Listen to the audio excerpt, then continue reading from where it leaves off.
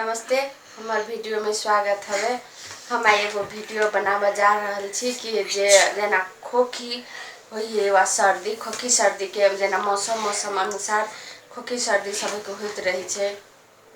तो की होइ छे जेकरा खोखते भी घेट छिला जाइत रही छे, बहुत खोखी होइत रही छे। ओके लेल अहाँ दुकान में जबै तो हार्ड एंटीबायोटिक सब दे दे, तो वो उस खैला से वैसे बढ़िया कि घरे के उपाय हरदी जे हम अहाँ लोकल रही छी घर में सबके बारी में रहबे कर छे, वही हरदी से भी ठीक होइ छे। ओई के लागी ओकर उपाय भी जाना पड़े छे।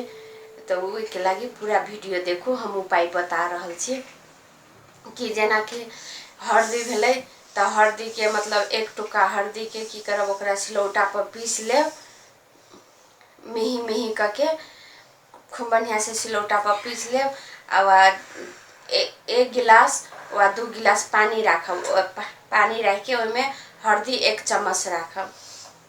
1 चम्मच हरदी रख के ओकरा 2 गिलास पानी के बेसरी गरम करब, उमालब। उमला लागत बक बक बक बक उमला लागत तो 2 गिलास पानी के उमाल के 1 गिलास ठेक के हो जाए ना, बुझ जाबे कि उजड़ के 1 गिलास भ गेले।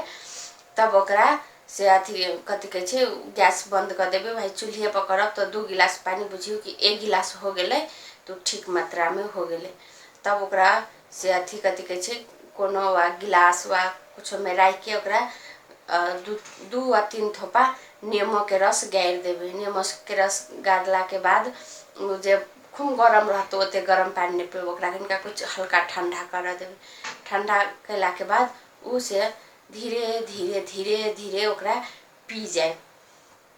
धीरे धीरे मतलब हाली हाली नहीं पियो, ओकरा धीरे धीरे 1 घोट पियो, फिर कनिका काल रुक जाब 1 घोट एनाहिते करके।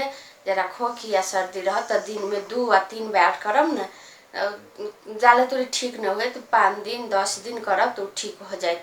ठीक हो जाए तो फिर छोड़ देबे।